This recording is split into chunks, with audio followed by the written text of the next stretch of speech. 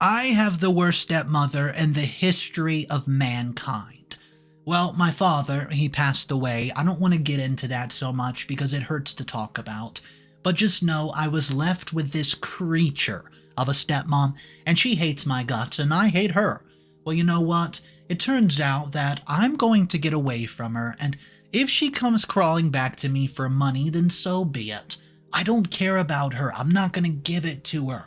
But let me walk you through the beginning, and I'll tell you about my father passing, how I'm having to deal with her, the inheritance drama. I mean, this one is action-packed. The worst woman I've ever known is currently asking me for my help.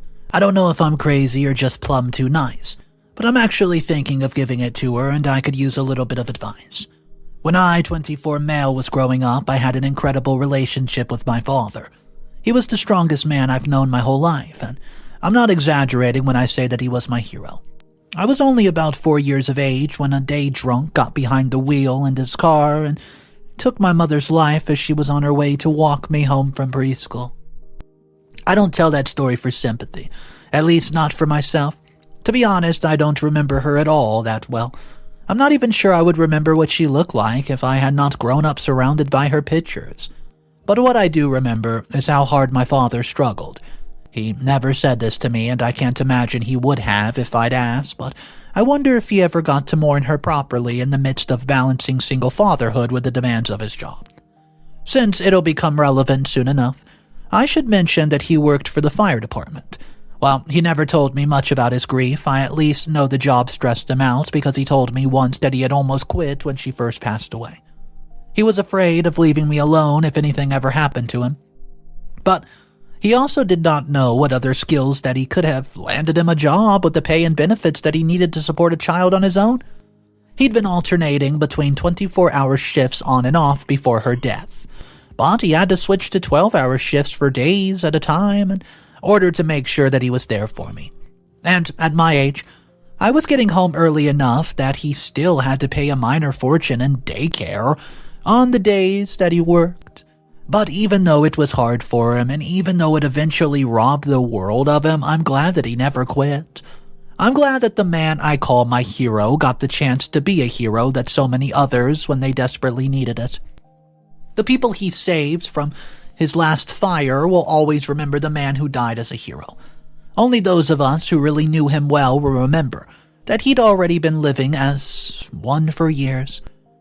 Digression aside, the point is that his life became exceptionally harder without my mom in the picture. I think that's part of the reason he remarried so quickly. He did technically wait until I was 7, which I suppose is a reasonable time frame for some people, but I always felt like he had not truly gotten over my mom. Her pictures were still everywhere, and her favorite blanket was still folded over the arm of the couch. The unpublished manuscripts that she'd written for children's books that never sold, and most of which I'm told were based on bedtime stories she used to make up for me. Still, they had their own shelf on the bookcase. All these things were there right up until he announced that I was getting a new stepmother, Louise. She loves my father, but she did not love his grief. She works as a therapist and said that extended mourning is unhealthy, that a person can't move on while they're surrounded by memories of what they lost, so she refused to marry him unless he got rid of everything that reminded him of my mom. That basically meant moving to a new house. I have no idea what exactly my dad did with my mom's old things. I just know that I never saw them again after the move. But of all the things that reminded my father of my mom, there was one thing that he could not get rid of. Me. And Lois never failed to remind me of it, and the closer my father and I became as I grew up, the more the emotional distress between me and Lois seemed to grow. If I needed something, she always told me to figure it out myself, and guys, I specifically remember when I started the 4th grade and Lois decided to stop helping my father and just set up my carpools. I thought that meant she was going to start picking me up herself. When the school called her because I was the only kid who had been yet to pick it up, they found out that she had absolutely no intention of coming. My father wound up taking me home and asking about my dad's next weekday off so she could call a parent meeting with him and Lois after school. And I had to wait outside, so I had absolutely no idea what was even said there. All I know is that Lois left the house after we got home from the meeting and did not come back for a couple of days. Lois did not pull anything that drastic again for years, but she didn't get much better. If my dad wasn't home and she was making food, she only made it for herself. If I had a question about something on my homework that I could not find in the textbook, she made me Google it. These aren't bad skills to have, and I'm not saying it's wrong for a parent to encourage their children to be self-sufficient, but I also don't think it needs to be such an all-or-nothing approach. You're not going to spoil your kid by treating them with a little bit of kindness now and again, but the way she saw it, I was holding my father back, and she didn't want me to do the same to her. It was as if she thought I was hurting my father by merely existing, but she knew she'd be crossing a line if she asked me to stop. It was just such a bizarrely hurtful take. When I was younger, I thought this was all part of her being a therapist. Now that I'm older and I've had therapists of my own, I know a lot more about how it works, and I really have to wonder where Lois put in the hours to get her license.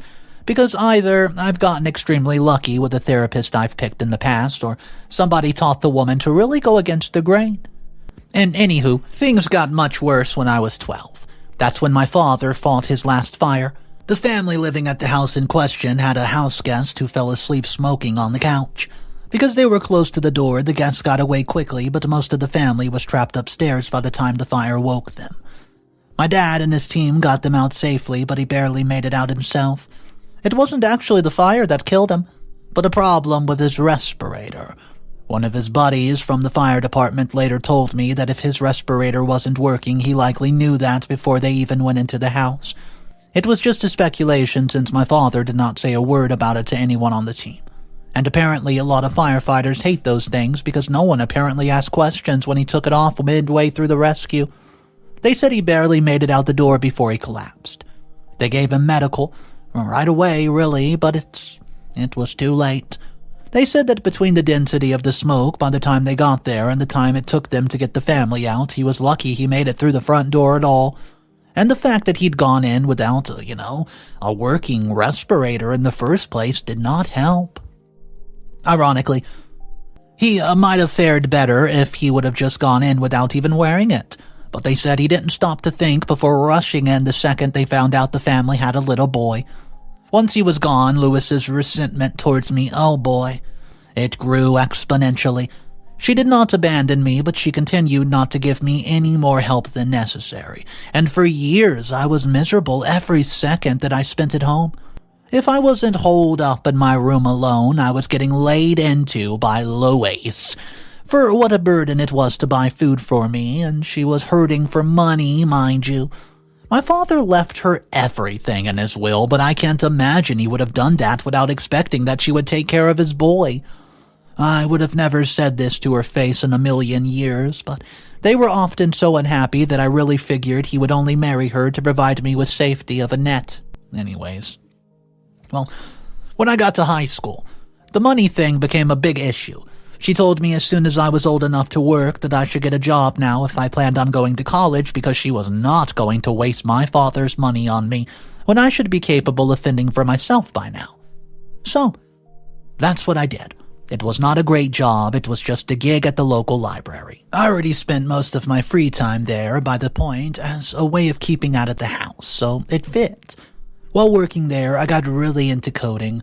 Anytime I wasn't actively working, I was just searching the shelves for more about programming and technology. When I finally saved up enough for a modest education at a local college, it was firmly decided that I'd be majoring in computer science. I didn't expect many great job prospects when I graduated, so I decided to look for a day job while becoming a techpreneur on the side for some extra money. Unbelievably, business skyrocketed. Turns out all of that self-sufficiency and problem-solving Louis made me learn helps out a lot when you're launching a business. Within a couple of years of college, I was making more than I ever thought I would as a graduate of a no-name school. I mean, yeah, not exactly what you would call 6 figures or anything, but enough that I never have to worry about much. That's where the problem comes in. I haven't talked much to Louise since moving out for college, but apparently she's not doing great. Her sister Dianne, who was always much nicer to me than Louise, has been dealing with ovarian cancer. They caught it unusually early while looking for other issues, so it probably won't be fatal. But Diane's never been a fan of health. You see, she didn't have insurance, and the two of them combined are having trouble paying the bills. Louise says that she's always already heavily in debt because my father had not left her much. I feel like a jerk for even struggling with this. A part of me wants to tell Louise to figure it out herself like she always told me. But does Dianne deserve to suffer for my well-earned resentment? I know I should probably be the big person here and let bygones be bygones. But am I a bad person if I don't completely want to? I'm really just hoping for an outsider's perspective, and I hope it'll help me. Get some light shined on what to do here. Guys, please drop a comment down below. Update number 1. To update this situation with my stepmother, I need to provide a little more information about her sister, which was left out of my last post. When I saw Dianne was always nicer to me than Louise, I did not mean that she necessarily stood up for me or gave me the help that Lois did not. Dianne could not really help me with most things, especially when it came to finances. I don't want to say what she does for a living because I don't want people in the comments judging my step-aunt, but suffice it to say that she works on the phone and does not make much money. That's actually part of the reason she disagrees with health insurance. She doesn't see why she would have to make regular payments on something that she can barely afford anywho when she ideally would never really be using it. Obviously, her tarot cards did not forecast that she would wind up getting cancer. She just gave me an emotional support, and I didn't see a lot of her growing up, and I had not seen her at all since moving out, but all of the memories I do have are positive. Even if she would not stand up for me directly, she was always there to comfort me when, Louise was on my case. Dianne would come up to my room, sit on my bed, waving her hand and just say, little sisters are always wanting everything to themselves. Since, the thing Louise wanted to herself was my dad. Dianne could not really use that line once he passed away, but she still held me a few times when I cried, which is something that Louise never did. Well, the point is, while we're extraordinarily not close, I see her as a kind and loving person. The world does not deserve to lose her, so when I read a few comments telling me not to pay a dime toward her treatment, I immediately felt terrible for even asking. I don't agree with those comments. Helping her is the right thing to do, but I did take the advice on one comment, advising me to talk to Dianne before giving Louise any money. That was sound advice, and it turns out that no, Louise was not making things up. Dianne really does have cancer, and I met the two of them at the hospital so we could run through the bills together. 6 months of treatment will probably run nearly a third of my annual income right now. I can't afford it without worrying too much, and I'll just lose a few comforts, but hey, my comfort isn't really what matters right now. My girlfriend Jackie is a lawyer and wants me to work out some kind of contract sound that, for the treatment of the payments. Honestly, I didn't understand half of what she said when she brought it up. There's a reason we met, and it was because I wasn't capable of handling the legality side of my business alone. But being smart with computers doesn't mean I understand everything. But really, I don't care about learning right now. A good woman needs my help, and I just want to get the ball rolling as quickly as possible. I've already sent Louise what I can spare towards the treatment cost. I'm sure there will be extra medication and whatnot that might pile up, but we can figure those out as we go along. Like some comments pointed out, there's no guarantee that Dianne will be okay just because they caught it early. But I'm keeping my fingers crossed, and I'm doing everything I can on my own end. I've lost 2 good people to circumstances I could not control, but maybe this time I can make a small bit of a difference. Update again sometime after Dianne's treatment starts, just to let you guys know how everything's going. Update number 2. Well, I had a woman follow this week. That was a new experience. I guess I should probably explain that before I sound too much like a creep. First of all, since it's been a couple of months since my last update, I should start off by saying that Dianne's treatments are actually going really, really well. I've heard some very terrible things about how cancer treatment can totally just affect a person, but if she's dealing with any particular severe side effects, she's an absolute wizard at hiding it. She seems as bright and energetic as ever. She's able to recover from home, and she's spry enough that she's gonna go back to work.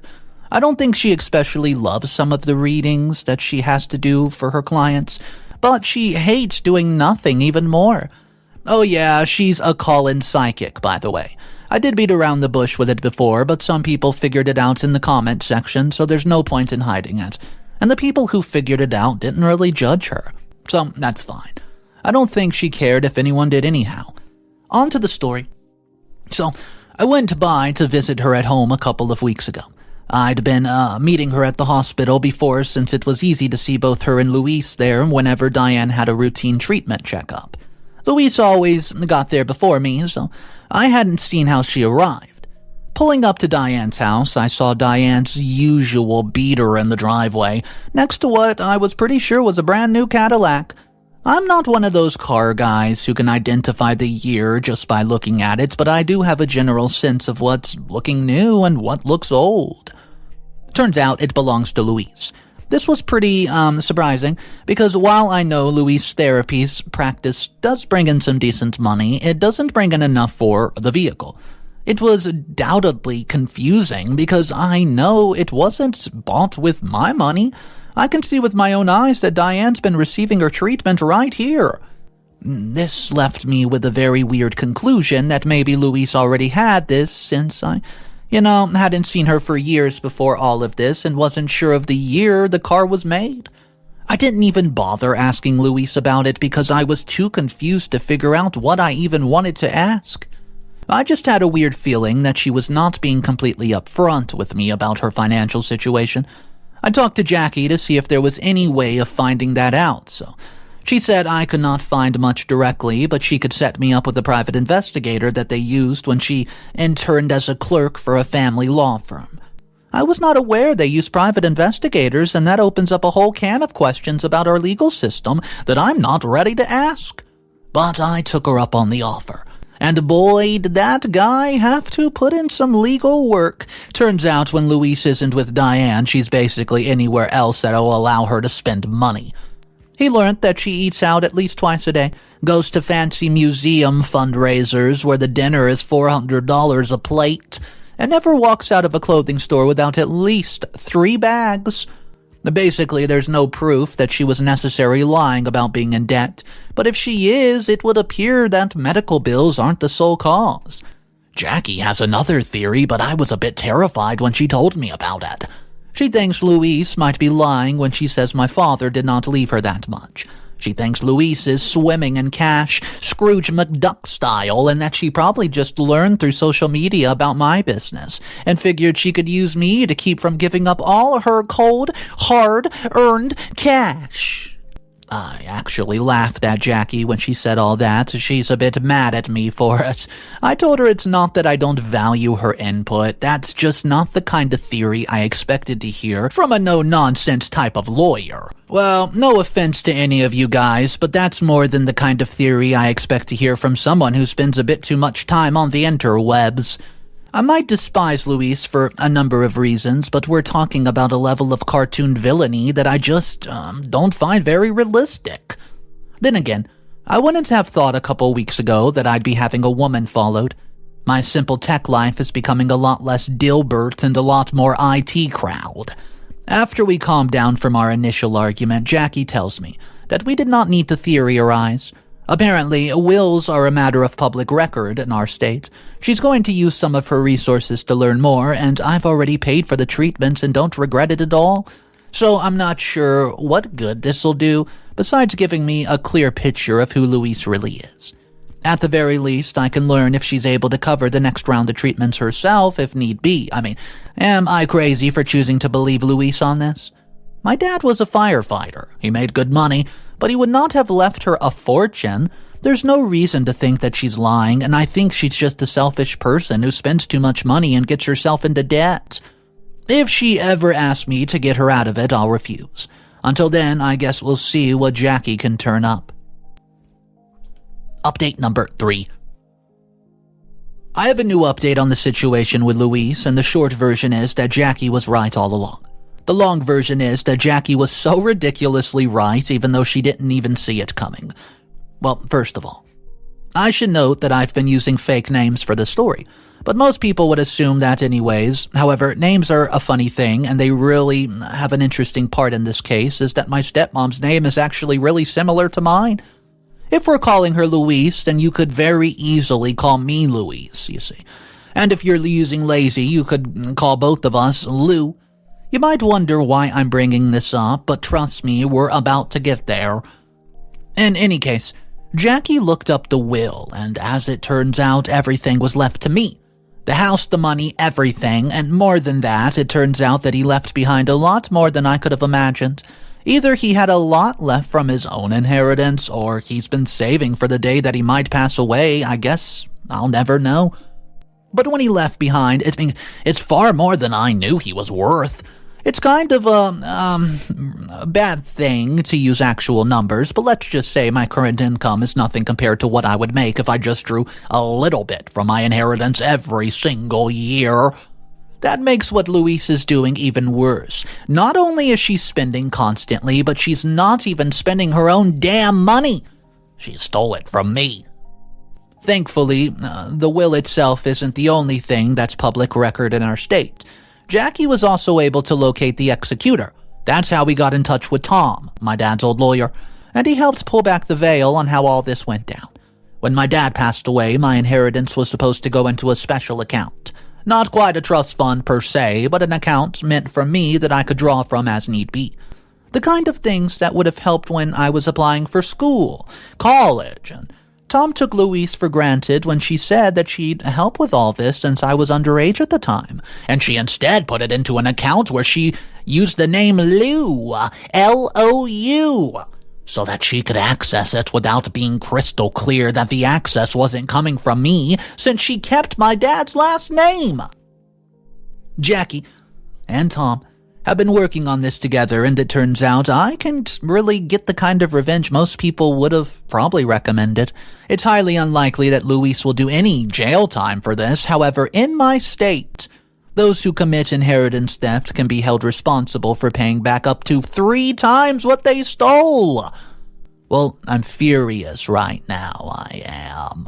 She used both my father's death and my step-aunt's cancer against me, and I don't intend to let that go quietly. I know what I said before possibly letting this go because there was nothing that I could do. But I think Louise is in need of a reality check, and she told me she was the sole beneficiary when she wasn't even a beneficiary at all. And to use my step-aunt's disease against me like this, well, let's just say that Louise raised me to be a problem solver. She's now became the problem herself, and I'm going to use everything she taught me against her. Update number 4. Hey guys, it's me. I'm back with another one. It's been a couple of months, and I know some commenters were hoping for swift justice, but that's not how the legal system works, right? On top of that, Dianne's health took a dive a few weeks after my post. Thankfully, she's more than on the mend and in full remission, and there's no telling with things like this, but we're hoping that she has a good deal of time before cancer rears its ugly head again. As for Louise, Tom and Jackie both helped me make sure she got what was coming for her. It started with a simple conversation, and I asked her out for drinks at a fancy place my investigator had tailed her to before. She acted like she'd never been there before, which did not surprise me. The point was simply to put her at ease, and the whole time I had a voice recorder open on my phone, and we did not even start drinking before she started losing her tongue. Putting her at ease turned out to be a very good idea. I first confronted her about the fact that everything was supposed to be in my name. Her response was basically that I could not do anything about it.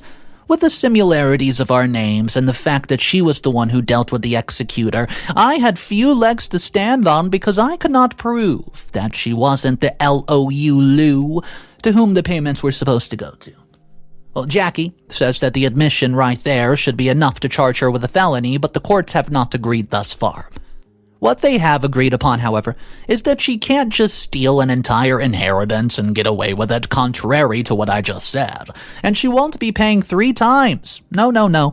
I'm not paying 3 times what she stole. That's an option, but the court decided that her crime was not that egregious since I was a minor when it started.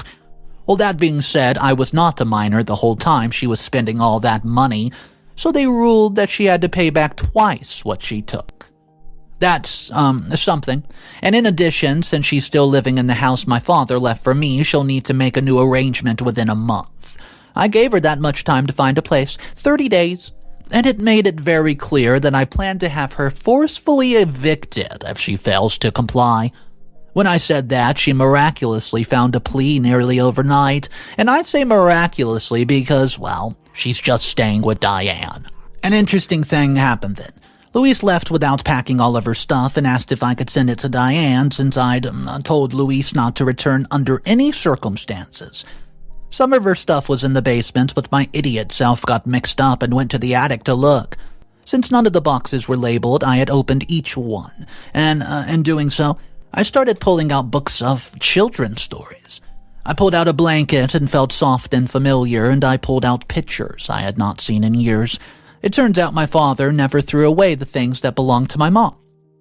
He simply hid them away. And since I eventually did find Louise's stuff in the basement, I have to assume he chose the attic to keep my mother's things as far away from Louise as possible. In case anyone's wondering, I don't intend to stop paying for Dianne's treatment. I'm just not doing it through Louise anymore. And I'm doing it from a distance since Dianne's too good of a sister not to take Louise into her home. But this woman who terrorized my childhood and stole my inheritance is essentially now homeless. And Dianne told me that she rubs that in every day because Louise is a terrible house guest, and it turns out she constantly complains about the state of the house without ever cleaning anything herself. At this rate, Dianne might kick her out any day now, and if this continues, well, hey, that's not my problem. If my aunt needs more treatment, she'll get it. Aside from that, I'm done with Louise and her whole side of the family. I mean, OP's greedy stepmom is next level, but there was a comment that pointed out something hilarious to me. The fact that, well, she probably wouldn't have got caught if she didn't outright admit it and get recorded telling the truth about how she stole it. I mean, hello, Knucklehead of the Week reward? Guys, let's talk about this story in the comment section down below. The only question I really want to ask you on today's story is what you would have done if you found yourself in OP's position. My name's Mr. Reddito. Guys, I narrate stories every day. If you want to be a part of it, consider subscribing. Have a great day. I have another crazy story coming out tomorrow, so I hope to see you then. And of course, remember, it's cool to be kind. Peace.